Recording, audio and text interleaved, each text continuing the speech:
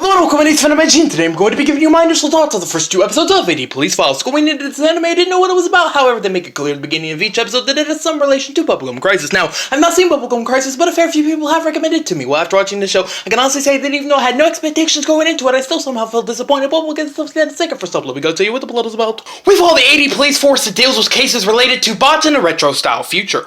The story is what you would expect from something written in the 80s/90s. It's a little bit absurd, but I suppose serviceable.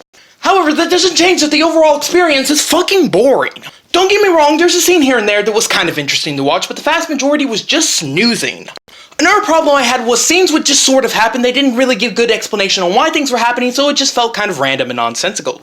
The animation for the time looks okay, the world's designed nicely enough, and so are the characters. The action scenes aren't great, but they're not terrible. The characters are extremely one-note and have no semblance of personality. I mean, there's nothing wrong with a good cliche, but fucking dear God, these characters were boring. The dub, because yes indeed this anime does have an English dub. Well, I guess for the time it's not too bad. I've definitely heard better, but I've most certainly heard worse. Everyone's performance was just sorta meh. Overall, 80 Police Files was kind of a disappointment, even though I had no reason to expect it to be good. Don't get me wrong, the retro aesthetic feature and the soundtrack were actually kind of nice, but that's because I liked stuff like that from that time era. But the overall experience is just dull and I don't recommend it. Thanks very much for watching. As always, if you'd like to consider subscribing, it'd be much appreciated. My sincerest apologies for any on-word scripts. Anyway, have a nice day, stay in good health, and well, goodbye. Perhaps I thought too hard on this one, but then again, I can only displace my brain so much.